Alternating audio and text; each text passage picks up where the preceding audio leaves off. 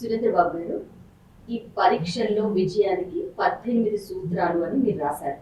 ఈ బుక్ ఆవిష్కరించడం జరిగింది రీసెంట్లీ. ఎంతో ఆదరణ కూడా పోతుంది, ప్రజల్లోకి వెళ్తుంది కూడా.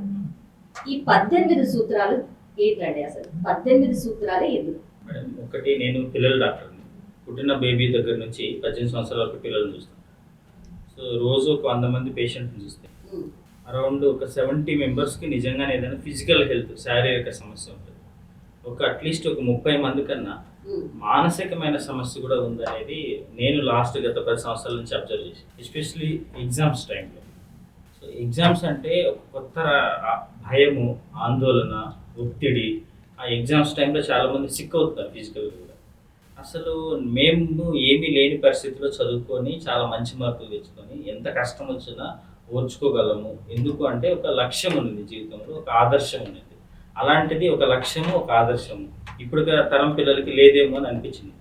అందుకని అంటే మనం చాలా బాయిలర్ కోళ్ళు పెంచినట్టు పెంచుతున్నాం పిల్లల్ని.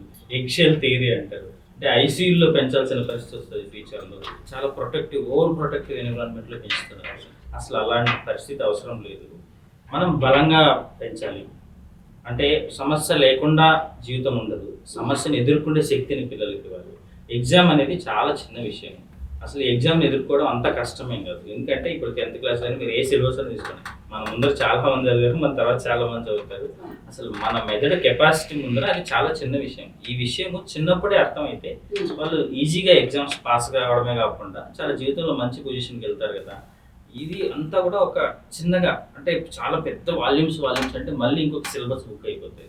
సో ఒక 120 పేజీల్లో ఒక మంచి పుస్తకం అందించాలని నేను అశోక్ గారితో చర్చించినప్పుడు, తను చాలా పుస్తకాలు రాశారు కాబట్టి నాకు కొంత గైడ్ చేశారు.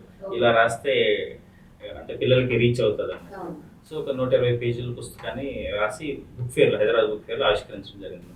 మీరు అన్నట్టు అంటే చాలా హ్యాపీ. ఫస్ట్ ప్రింట్ సేల్ అయిపోయింది.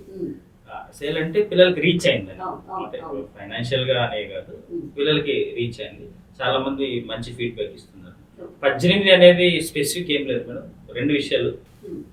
ఏదైనా వేగ్ గా బుక్ ఉంది అనుకోండి, ఎన్ని చాప్టర్స్ ఉంటాయి ఏంటి అని తెలియకుండా అట్లా కష్టం అవుతుంది. ఎగ్జామ్స్ టైం పిల్లలకి 18 చాప్టర్స్, ఒక చాప్టర్ 2 నుంచి 3 పేజీలు అంటే అయిపోతుంది ఈజీ. సో స్పెసిఫిక్ ఉండాలని. సెకండ్ విషయం, 18 అనేది మన ఇండియన్ సైకాలజీలో చాలా సెంటిమెంట్ నెంబర్. 9 కానీ 18 కానీ 108 కానీ మీరు ఇట్లాంటివి ఇవన్నీ యాడ్ చేసిన 1 + 8 18 9 వస్తారు. సో ఇది కొంత సెంటిమెంట్. సో ఆ ఉద్దేశంతో చేసి. సార్, మీ కెరియర్ లో ఎంతో మంది పిల్లలను చూస్తుంటారు. చిన్న పిల్లల నుంచి ఇప్పుడు కుమార దశలోకి వచ్చే పిల్లల వరకు కూడా చూస్తుంటారు. వాళ్ళ యొక్క మానసిక స్థితిగతుల గురించి కూడా మీరు ఎంతో క్షుణ్ణంగా పరిశీలించి ఈ బుక్ ఆవిష్కరించడం జరిగింది. అయితే ఎవరైనా పేరెంట్స్ మీ దగ్గరికి, ఇట్లాంటి వాళ్ళు ఎవరైనా క్రిటికల్ గా మీ దగ్గరకు వచ్చి ఎవరైనా పేరెంట్స్ వచ్చిన సందర్భాలు ఉన్నాయా? మేడం, చాలా మంది పేరెంట్స్ జ్వరము, జలుబు, దగ్గు ఈ సమస్యలని కాకుండా పిల్లల ముందర వాళ్ళు బిహేవియరల్ ఇష్యూస్ చెప్తే ఇబ్బంది పడతారని చాలా మంది ఒక స్లిప్ మీద రాసి ముందే పంపిస్తారు.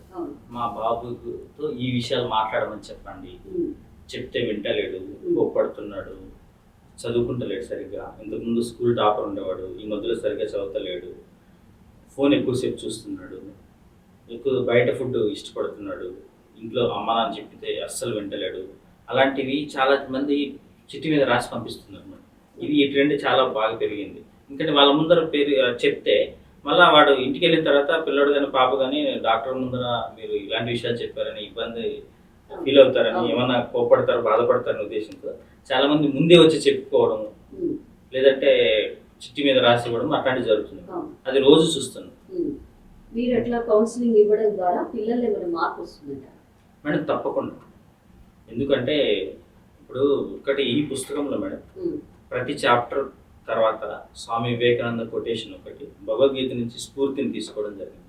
ఒక మాటలో చెప్పాలంటే, అసలు నేను యుద్ధమే చెయ్యను, నాకాంక్షే విజయం కృష్ణ, అసలు నాకు ఆ కోరికనే లేదు అని గాంధీవం వదిలేసి కింద పడిపోయిన అర్జునుని దగ్గర యుద్ధం చేపించాడు కృష్ణుడు కేవలం కౌన్సిలింగ్తో.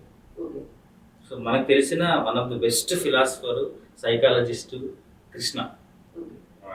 సో ఆయనని ఇన్స్పిరేషన్గా తీసుకొని ఆయన చెప్పింది యుద్ధం చేశాడు కదా, యుద్ధం చేశారు, గెలిచారు. సో అంతకంటే పెద్ద కాన్ఫ్లిక్ట్ ఏం లైఫ్లో ఏమి ఉండదు. ఎగ్జామ్స్ అనేటివి కానీ మిగిలిన సమస్యలు చాలా చిన్నవి. అంటే సొంత బంధువుల్ని చంపడం అనే కాన్ఫ్లిక్ట్ కంటే, ఆ మానసిక సంఘర్షణ దానికంటే మిగిలినవన్నీ చాలా చిన్న విషయాలు. సో కౌన్సిలింగ్తో ఖచ్చితంగా మంచి మార్పు వస్తుంది. చాలా మంది పిల్లలు నా దగ్గరకు వచ్చి తర్వాత చెప్పారు.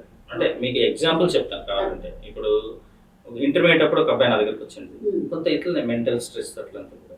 సో కౌన్సిలింగ్ తర్వాత ఆయన మంచి ర్యాంక్ వచ్చింది నీట్లో. ఒక మెడికల్ కాలేజ్లో గాంధీ మెడికల్ కాలేజ్ ఎంబీబీఎస్ చేశాడు. డాక్టర్స్ డే సందర్భంగా మీ ఇన్స్పిరేషన్ ఎవరు అంటే ఆయన నా పేరు చెప్పింది. నేను షాక్ తిన్నాను. ఎందుకంటే కౌన్సిలింగ్ అనేది అంత ఇంపాక్ట్ క్రియేట్ చేస్తుంది. సో ఇప్పుడు ఆయన రేడియాలజీ పీజీ చేయాలని చెప్పి చదువుతున్నాడు. సో అలా ఉంటుంది.